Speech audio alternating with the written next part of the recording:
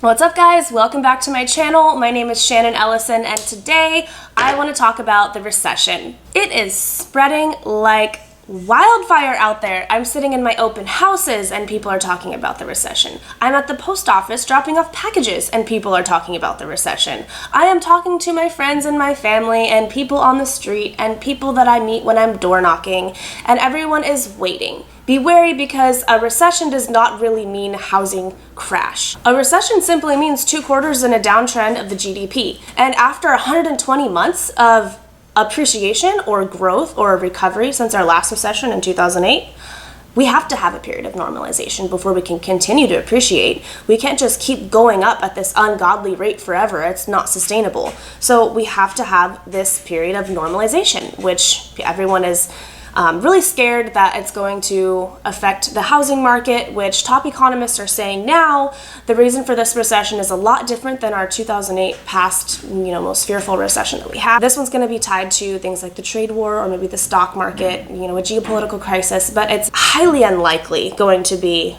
tied to the housing market. Housing, according to top economists, is on number 9 on the list of a reason for this recession.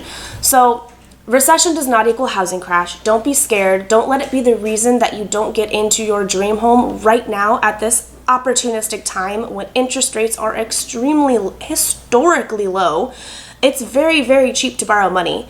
If you're looking at that investment property or if you're looking to trade up, gosh, it's the perfect time to trade up to that dream house and sell your current home. Or if you're looking to be a first-time home purchaser or a first-time home buyer in this area, the Bay Area, of all areas, if you can afford to get in, now is the time. If you're gonna own your home for 5 to 7 years, this recession is not going to affect you. If you're gonna own for 5 to 7 years, you're gonna see the appreciation. Again, inflation economy. 80% of the population lives by the ocean. People are coming here. The population is growing. Job opportunities are expanding. Housing prices will eventually go up. When's the best time to buy? Right now. If you can get in, talk to your lender, go get approved, see what you can get in at. I think right now it's like 3.8%. There's options out there. Don't be afraid. Go get approved. Heck, you may even get into a mortgage that you're comfortable with that could be less than what you're paying in rent right now. And you start living that lifestyle of a homeowner, and you build equity, you build stability. For some of you first-time homebuyers, it's a big asset that now you have as a cushion, as safety for your family. So don't pay attention to those clickbait articles that are really just trying to sell headlines about, oh my God, the housing crisis, the recession, the sky is falling, oh my gosh. Don't pay attention to any of that. Listen to what the top economists are saying. Listen to the facts, get the numbers. Housing is only down 2.2% since last year, not 20, not 12, not 10. It's only down 2.2%. Again, 3 of the last 5 recessions we've had, housing prices actually appreciated. So that just goes to say recession does not necessarily mean a housing crash. Get in at the low. You're not going to know exactly when the bottom of the market is. Nobody has a crystal ball, and you really don't know when the bottom is until you're actually, in front of it. So just look for the perfect storm. Right now, we've got low unemployment. Our economy is very strong right now. We've got low interest rates. We've got buyers that are on the fence because they're scared of this doom and gloom recession. So that means less competition for you when you're trying to get into your home. You're not going to experience what you were experiencing or what people were experiencing last year at the height of the housing market here, when there was 12 offers on a house, and how the heck are you going to get in, and there's not enough to choose from, and there is stuff to choose from now. We're kind of normal. Our absorption rate is actually 60 to 65%, meaning we have about 2,000 homes on the market and 1,100 to 1,200 of them are currently pending. So things are still selling.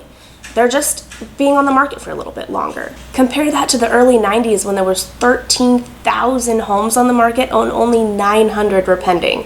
That's a buyer's market, my friends. It's a lot more equal. Now's the time to negotiate. Get in there. Oh, you don't like the windows of that house, or you don't like that there's a step down in the living room, or oh my gosh, there's apartments that are next door to this home that I want to buy?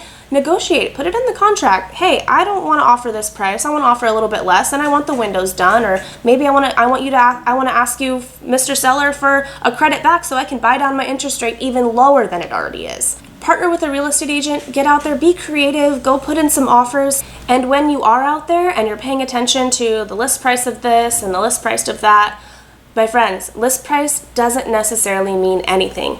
Even agents are out there right now freaking out that this recession is going to affect them and it's going to affect the housing market, and God forbid something bad is going to happen and the sky is falling. Agents don't know what they're doing right now. They're listing home prices all over the place. It could be really high, it could be really low. Go in, partner with a professional agent like myself. We'll crunch the numbers, we'll look at the pendings, we'll look at the sold, we'll look at what the home's actually worth, we'll make sure that it makes sense for you. You're going to be comfortable in your mortgage, which is really what it's about, and get you into something that is going to be a smart investment for you. One more thing I want to touch on before I let you guys go is, Shannon, but we're seeing these $150,000 price reductions. The housing market is crashing. Last year we had the height of the housing market. Things were selling way over ask price. But that's not necessarily what the homes were worth. My team had a listing in Sunnyvale that was listed at about $1.5 million. They had 3 offers on the property. One was just above $1.5 million, $5,000 or $10,000 over, and the other was right below $1.5 million, $5,000 or $10,000 below. And then you had an outstanding offer at $1.625 million. What's the house worth? The house is worth $1.5 million because that's where all the offers stood. The house is not worth $1.6 million, even though that's what it sold for. A lot of agents only sell 2 or 3 houses in a year, so maybe the last house that they sold was back in February, when that's what you had to do in order to get the house. Offer way above the asking price in order to get the house. And then the next house they sell is later that year in May, when the housing prices or the housing market started to cool off a little bit, and they went and they were like, sorry guys, this is what you got to do to get a house, $1.625 million. They got the house. Congratulations, Mr. Buyer, you win the house, but the house is only worth 1.5. So what do you think that's happening with all of those neighbors in that area of that neighborhood who want to go sell their house for this year? And that home in their neighborhood, which could be the exact same floor plan and square footage as their home, sold for 1.625. They put it on the market this year at 1.625 and it doesn't sell. And they're surprised. They have to have a $100,000 price reduction. Now they're at 1.525. The house is still worth 1.525 million. It's still appreciating, but at a lower rate. So I hope that explains a little bit about false appreciation, why we're seeing a lot of those price reductions across the board. Don't let it scare you into thinking that we're having a housing market crash. Just educate yourself, get with an agent like myself. I can explain to you all the details about what's going on out there, and look at your situation. Whether you're a first-time home buyer, whether you want to transfer up into your dream home, whether you want to buy an investment property now at a low in the market, it's the perfect time. I can get with you, we can crunch the numbers, make sure that it makes sense for you and you're comfortable with either the yield you're getting on your investment property or you're comfortable in your mortgage. So don't be scared. Get out there, put in some offers, see what happens. I mean, what's the worst that could happen? They decline your offer, or maybe they counter you, and then you see where they stand. There's really no harm in putting your offer in writing. So I hope this video was helpful for some of you. I hope that it got some of you a little bit more off the fence and back out there in open houses and writing offers and negotiating, because now's the time to get your deal. Don't let the media scare you. And if you have any questions, or if you'd like to reach out to me regarding any of this material or anything else, email me here. I'm always available for a call, and I would love to talk with you about your real estate goals. Thank you guys for watching, and I'll see you in my next video. Bye-bye.